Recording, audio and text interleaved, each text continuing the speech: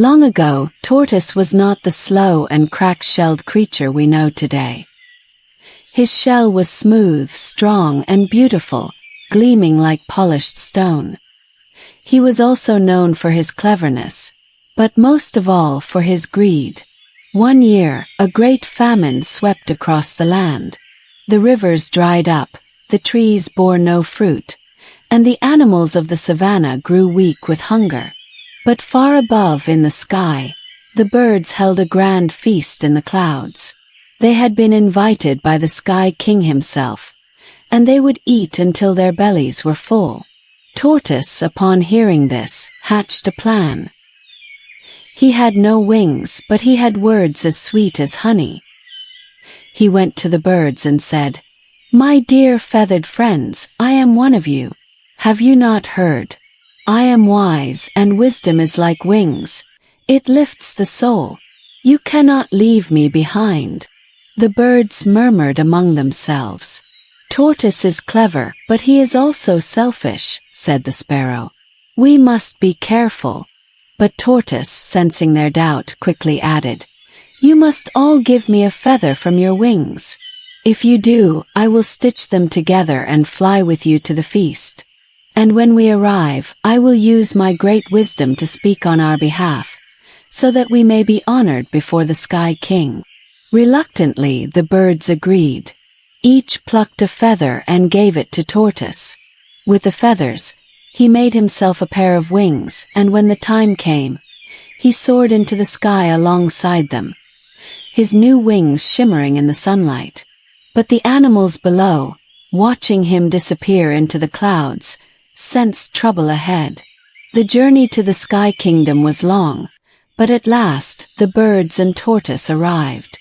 A great banquet was spread before them: golden millet, ripe mangoes, steaming yams, and sweet honeyed water. The aroma alone made Tortoise's stomach rumble. But before the feast could begin, the Sky King spoke. "Before you eat, tell me, who are my guests?" Tortoise, who had planned this moment, stepped forward with a sly grin. "Your Majesty, we are honored to be here. But as custom dictates, we must first take new names for this feast. And I shall choose my name first." The birds watched cautiously.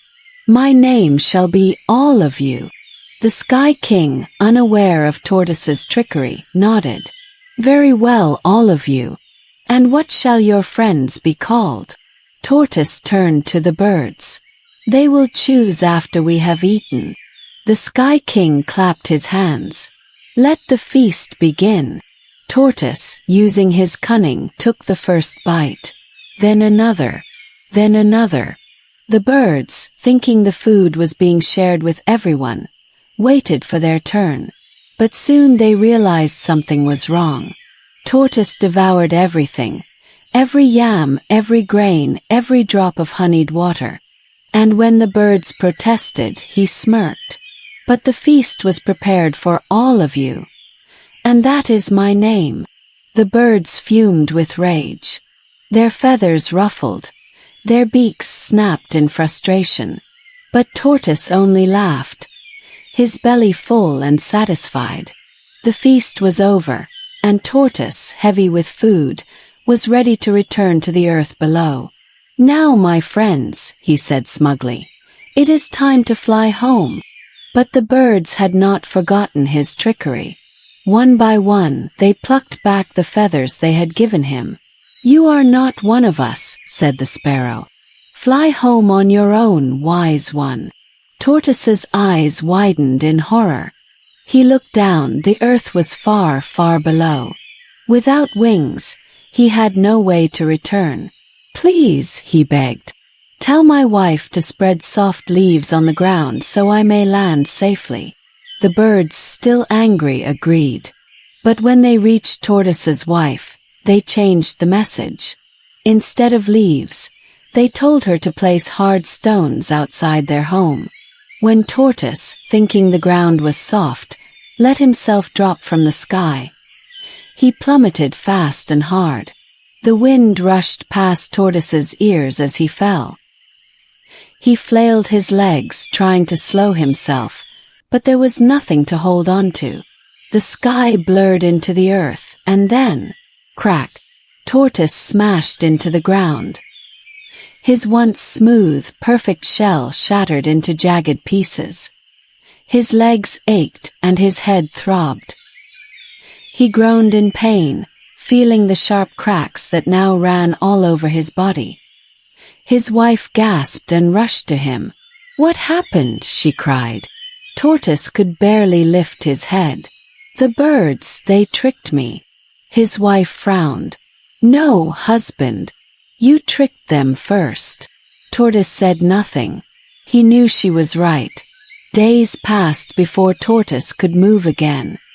His shell, once smooth, was now a mosaic of cracks. But he had learned his lesson. Never again did he try to outwit others for his own greed. Never again did he steal what was not his. And never again did he boast of wisdom he did not truly have. From that day on, all tortoises carried the reminder of his fall from the sky, a shell that was cracked, just like the one he had broken with his own selfishness. And though he still moved slowly, he moved with caution, with patience, and with wisdom truly earned. And so, when you see a tortoise today, remember, pride and greed may lift you high, but they will also bring you crashing down.